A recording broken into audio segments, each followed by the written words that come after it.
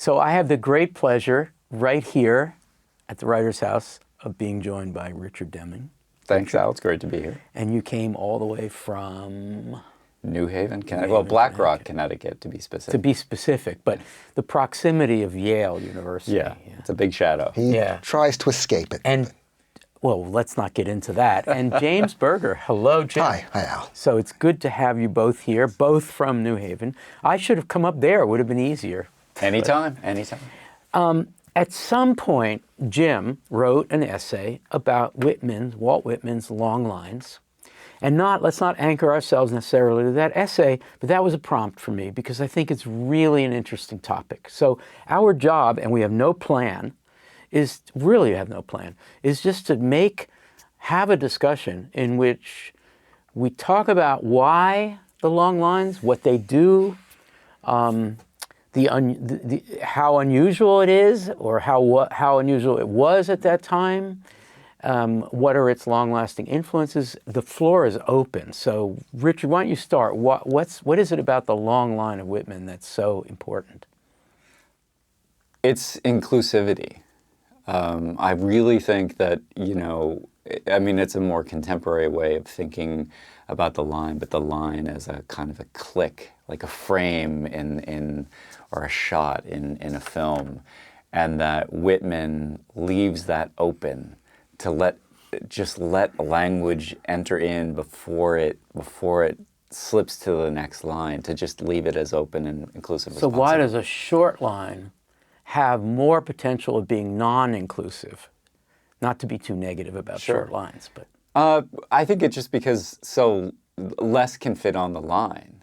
You need more of them. Yeah, and it doesn't cut. It's like leaving the door open to know what that thought will be as it extends itself, as it extends that breath, as it goes to its edge, rather than shutting the door and moving to the next line. Jim, you didn't know I was going to this question, so you're going to have to improvise. How do you know I didn't? Well, unless you're reading my mind. Yes, we seem like brothers, so maybe you do know what I'm going to say. But the typographical problem of the long line is a thing. Prose fiction, or prose, gets to have the machinery of typesetting and so forth determine where the line ends. But verse really cares about the right side. And long lines have always been a problem, even indeed for Whitman, people who want to print Whitman. So is the radicalism of the long line partly about radical typography? And, is that part of the revolution here? That's a good question, and I haven't the faintest idea. But Whitman, of course, was a printer, so this was something very, right. It was very dear to him. But there was something in the sound of it, I think, that he had to do. And what was he listening to? I think he was listening to the Bible, and there were a lot of long lines in the Bible, and the kinds of balances. Main influence, probably. Because I was thinking also Christopher Smart. For I will consider my cat Geoffrey, for he's a true servant of the living God, daily and duly serving him. For the first thing in the morning he does, what a piece of genius that is. But I don't think Whitman read that. There's also Blake. There are antecedents to English language long lines, and Blake did them too. So but I don't think he read that either. Bible, Blake, but even if he didn't, Bible, Blake, Whitman. They have visionary romanticism and visionary poetry in common. Right. Yeah? So there's something about the long line that is associated with vision, with ecstasy. Can you fill that in? Maybe there is and maybe there isn't. Because we think, Whitman, the long line. But Longfellow used long lines too. But very differently. Metrical. Very metrical. Now we're getting closer to the core of the things. Because this is the forest primeval. The murmuring pines and the hemlocks, bearded with moss and in garments green, indistinct. So we have this anapaests, whatever they are, da-da-da. So you have this, so he's doing that, and that's very exciting in a certain way. Yeah. Whitman is not doing that. He does not want a regular meter, but to say that his poetry is not metrical is actually, I think, not wrong. Not metrical in that way. It's a matter of stresses. But there are moments in Whitman where I am of young and of old. Hello? I am of young and of old. That there are moments where he gets into those anapaests, and also trochees and boom, boom. He uses a huge number of actual metrical tools, but modulates them, and that we call being. And then he ends up with these, just holy crap, where did, just amazing stuff. Because, just one more thing, Whitman's long lines, he does nothing but long lines, wrong. He does plenty of short lines. Right. I am of the young, with the very first line of the poem, right? I celebrate myself, which later was ruined by his own doing. I celebrate myself and sing myself. Wrong. I celebrate myself in what I assume. You shall assume. So the first line of the great poem is 3 words. Richard, this is kind of skipping forward, and I don't mean to, but we don't have any, we're not preparing to say what we're going to say. We're just doing it. The long line of Whitman has a lot of influence, but sporadically for a while.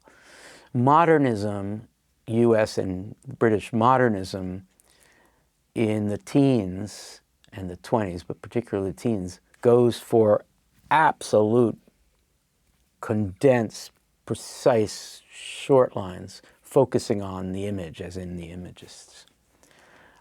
It's quite a long time before, there are some exceptions. I mean, Hart Crane has some long lines and so forth, but you get to Ginsberg before that comes back.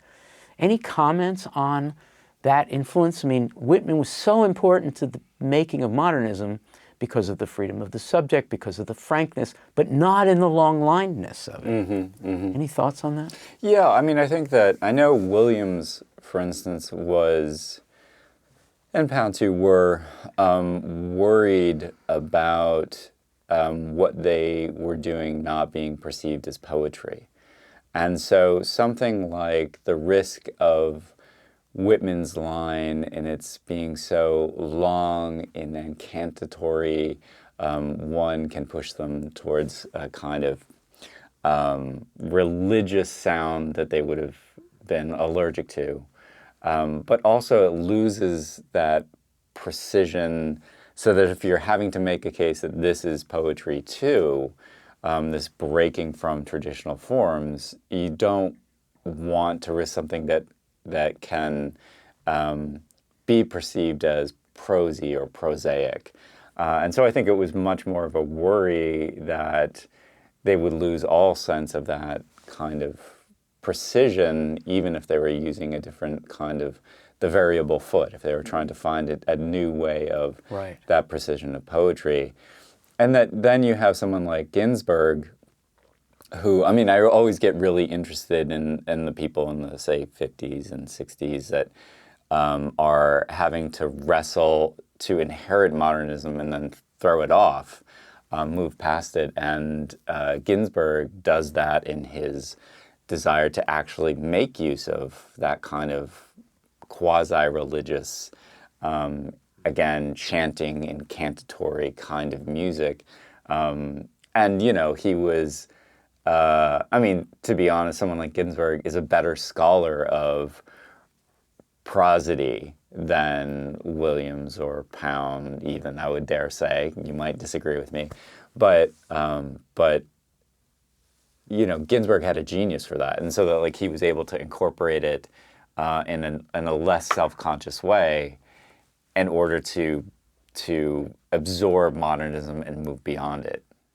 Jim, let's turn to lists, catalogs, and democracy. Yeah, but also just Blake, too. I mean, he brought Whitman and Blake in sync. Yeah, say that. So, catalog, lists. Lists do well in Whitman's long lines. Yes. Catalogs, same as lists, Right. But then there's something democratic. This was implicit in your comment about inclusiveness. Yeah. There's something democratic about the long line. And people who are new to poetry, they often say, wait, a formal aspect of poetry has a political consequence? And our answer, of course, because we love poetry, is you bet. So can you help us connect? My answer is I hope so, or I would like to think. Well, I guess the first big list in The Song of Myself is section 15, which begins the pure contralto sings in the organ loft. The carpenter dresses his plank, the tongue of his foreplane whistles its wild ascending lisp, the married children and the unmarried. So it goes on, and it really, I mean, it's a panorama of American society. And it's also a commentary. I mean, and it shows, you know, the darkness of it. The malformed limbs are tied to the anatomist's table. What is removed drops horribly in a pail. And then the quadroon girl is sold at the stand. The drunkard nods by the barroom door. So there's all this sort of thing. And also some commentary, a bit of commentary here. The prostitute draggles her shawl. Her bonnet bobs on her tipsy and pimpled neck. The crowd laugh at her blackguard oaths. The men jeer and wink to each other. Next line, miserable. I do not laugh at your oaths nor jeer you. Next line, the president holds a cabinet council. He is surrounded by the great sect. What so the what's heck? happening? What's happening? What's not happening? Non sequitur listiness Yeah. leans toward the democratic. In other words, there's a lot mixing.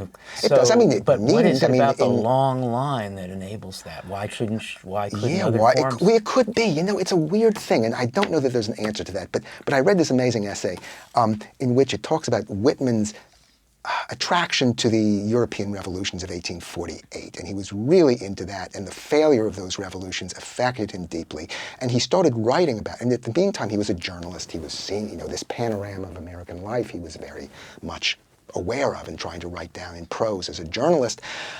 But he was also writing about Europe in his poetry, and he was writing the earliest poem in the 1855 Leaves of Grass is Europe, the 72nd and 70 years of these states. And in the earlier versions of that poem, the lines are ba-ba-ba-bum, ba-ba-ba-bum, ba-ba-ba-bum. They're basically normal size lines.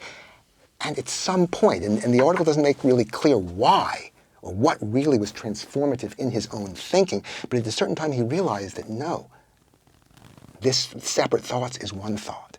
It's just two elements of it. It's two contrasts. If you want to establish the formal balance and sequence of your own train of thought, it has to have this kind of mass. And then there's action within the line. Yes. That's the excitement, the action within the line. I love this. Richard, I'm going to ask you to comment further. The mass, the massification. Of course, mass makes you think of the people, of crowds, masses. I'm trying to, maybe forcing it too much, but to connect us from the formal decision to write a long line and the celebration of the democratic in Walt Whitman.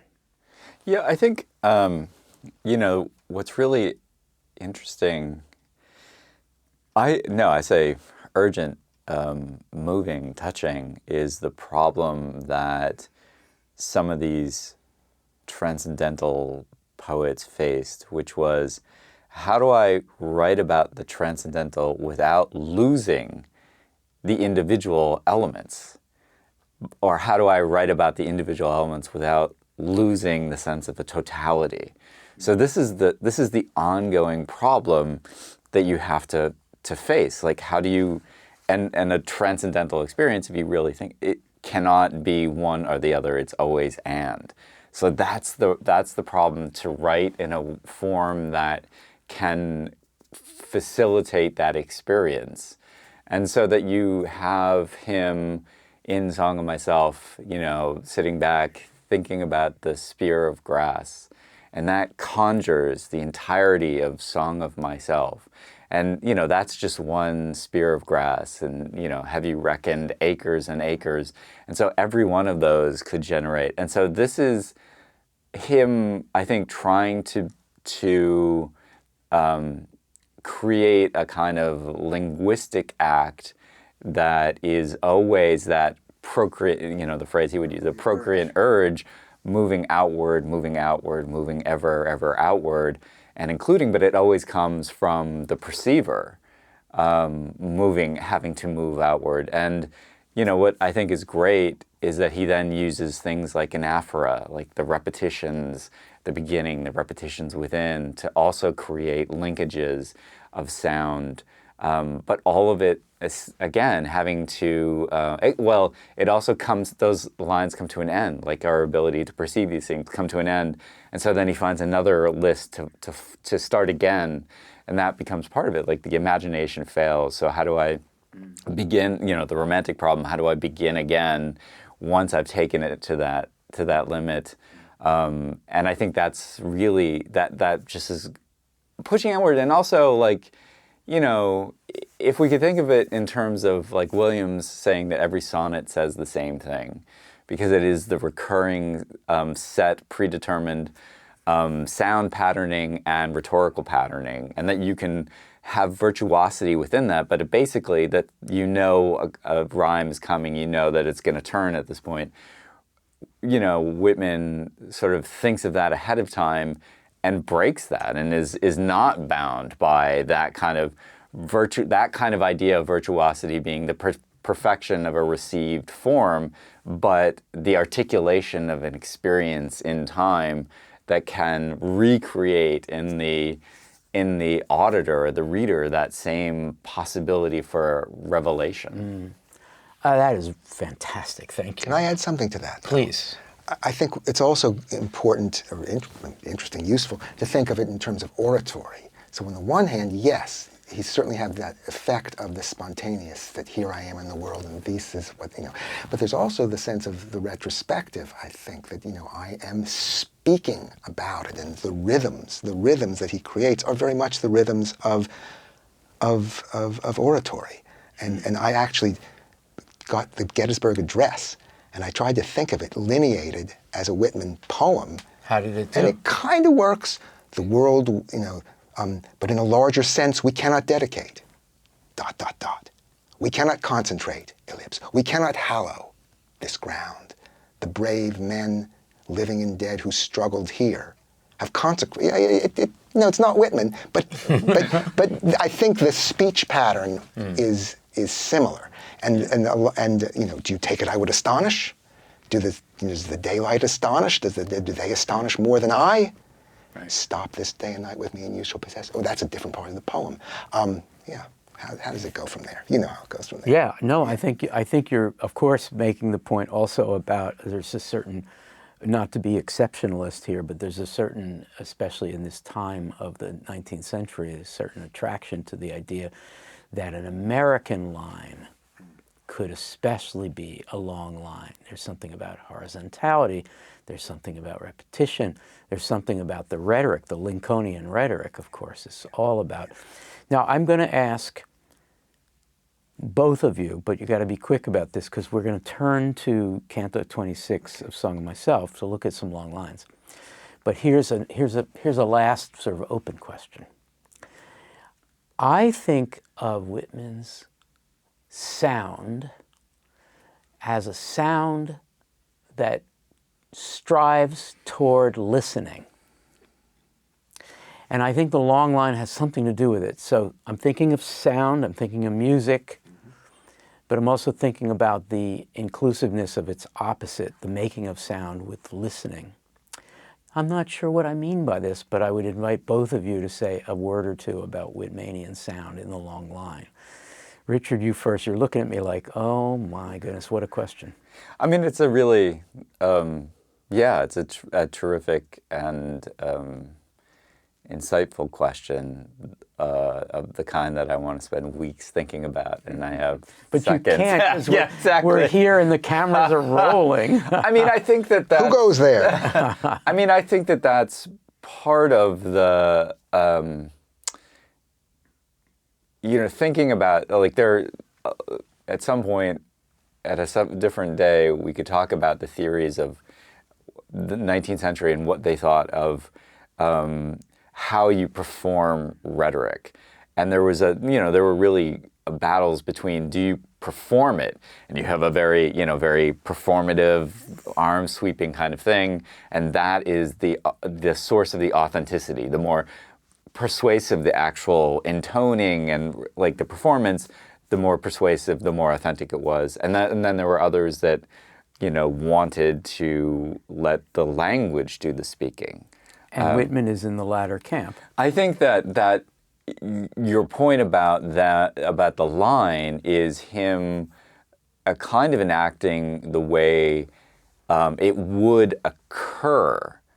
And so that has to move by the repetitions or the associations of sounds that call forth this particular sound or this image, rather than I've already thought this out and now I'm going to voila, this is it already. But it has to sound like this thought created this music, which reached out to this music, and then there's an image and thought there. I think that's the politics. I'm going to turn to Jim. The politics of this, the political understanding of this, for me, Jim, is oratory, which is the first thing you were describing, is authoritarian. I know, you don't. I will sing, you will listen. You will hear me orate.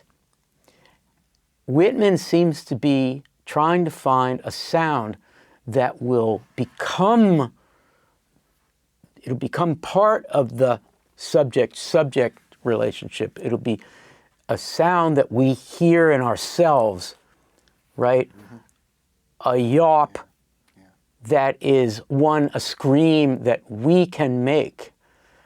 And and that is not authoritarianism. That is not I sing, you sing. I speak, you speak. He wants that. It's almost a sexual thing for him. Anyway, what are your thoughts? Numerous thoughts.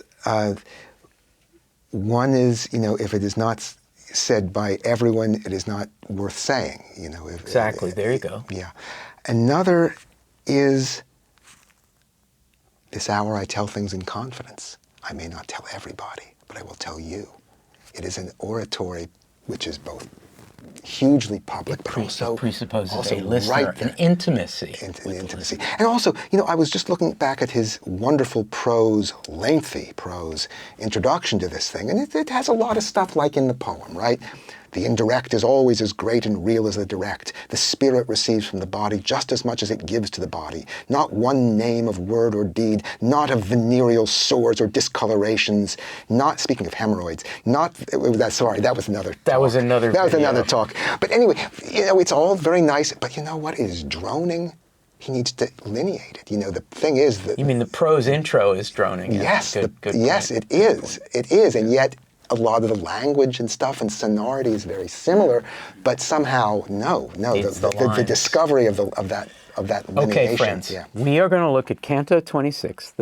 We're going to look at the second stanza. So I'm going to read the first two-line stanza.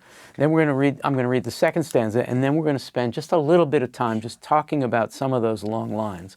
They're not the longest lines of Whitman, but they're pretty long. Okay. And the first two lines should make you think of the conversation we were just having. Canto 26. Now I will do nothing but listen, to accrue what I hear into this song, to let sounds contribute toward it. I hear bravuras of birds, bustle of growing wheat, gossip of flames, clack of sticks, cooking my meals. I hear the sound I love, the sound of the human voice. I hear all sounds running together, combined, fused, or following. Sounds of the city and sounds out of the city, sounds of the day and night. This is damn good. Talkative young ones to those that like them.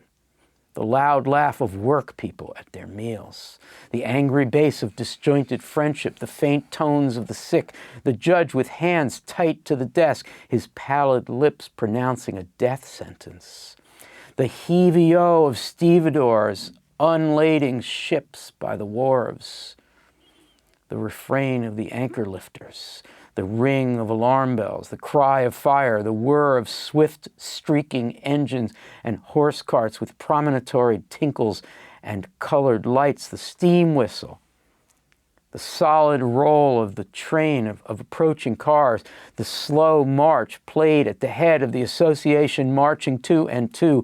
They go to guard some corpse. The flagtops are draped with black muslin.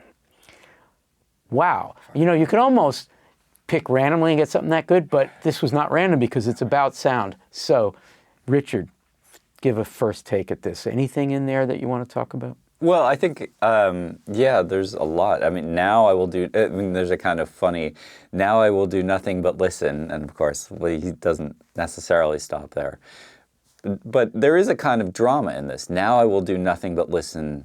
Why? In order to accrue what I hear into this song to let sounds contribute toward it.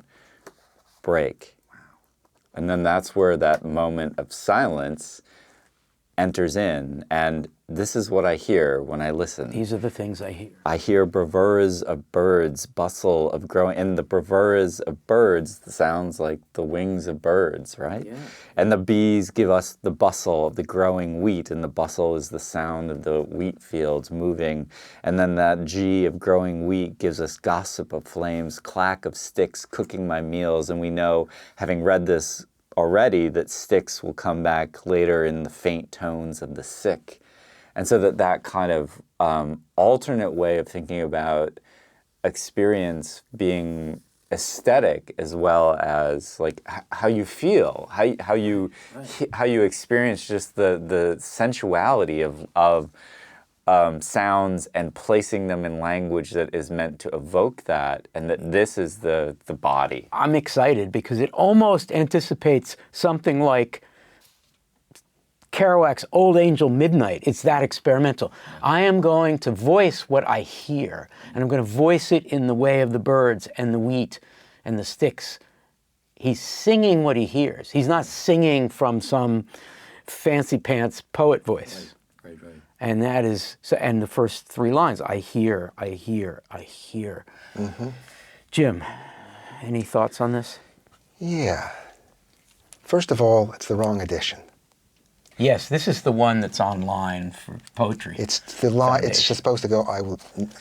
It's supposed to go. I think I will do nothing for a long time but listen, which is very different, and accrue what I hear into. This is a later edition, I think. Yeah, this one. Yeah, this is a later edition, and accrue what I hear into. Guess what? Myself, and let sounds contribute toward Song me. Of myself. Yeah. He again blew it there. He himself revised it. Yeah. No, this is really. What do you love about this? I love the accretion. I love the way he builds a rhythm and then increases, and the number of stresses keep increasing. This heave-ho of the stevedores unlading ships by the wharves. Almost rhymes. Caesura, yeah.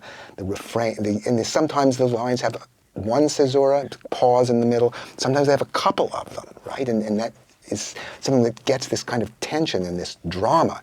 And of course the death sentence. I mean that's nice.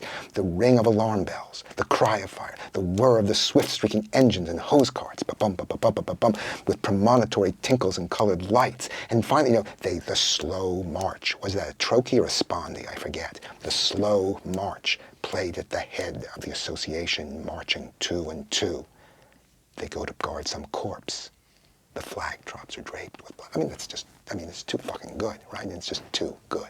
It is. I mean, it's just to me, his understanding of the musicality that he's dealing with there is, it matters what he says. I'm not disputing that. Yes, but the point of it is not what it says. That's secondary to the music that he's making. Yeah, I feel that way. Well, okay, the two of you, final thoughts on Whitman and Long Lines. What are you thinking, Richard? Was this fun? Did we learn anything? I think there is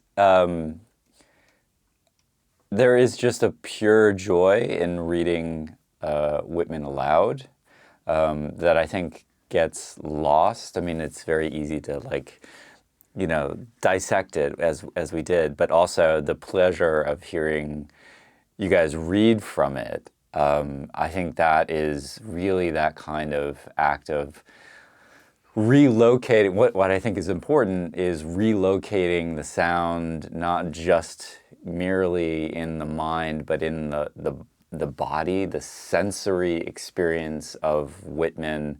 And the thing that we didn't talk about is the enthusiasm of like the permission to enthusiasm that he gives, and that it is enacted in the abundance of musicality, but also just the true material pleasure of hearing that music and speaking it aloud, especially at length, like just reading it like for pages and pages aloud. There's a purity in that that I think is because the long lines don't let you stop, because it wants to be accruing those experiences and holding them. One can easily imagine, Jim, a 19th century red pen or red pencil editorial censorious, oh, these lines are too long, editor, taking the heart out of the repetitions and the loving repeating, as Stein would say, and rendering the lines to refer to elements of sound in the city or nature so that they become more singular and more specific and more passing. And that's taking the enthusiasm out. An enthusiast, like the three of us at this moment, that's the person who keeps accruing and more, and then there's this, and then there's this, and then there's this. And that's what the long line is doing. It's saying, I love this. I am enthusiastic. And the thing that follows from great listening, which I think he's a great listener. He's listening to the thing that follows logically and emotionally from great listening is love. Listening leads to love. Anyway, I just went on a little sermon nice. there. That's nice. Preach it. Your turn. Final thought. Oh, goodness. Well, I sort of end where I begin.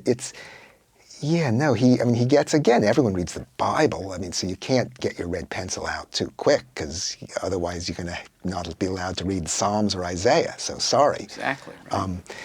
But what thrills me a lot is the way he just brings it out and brings it back.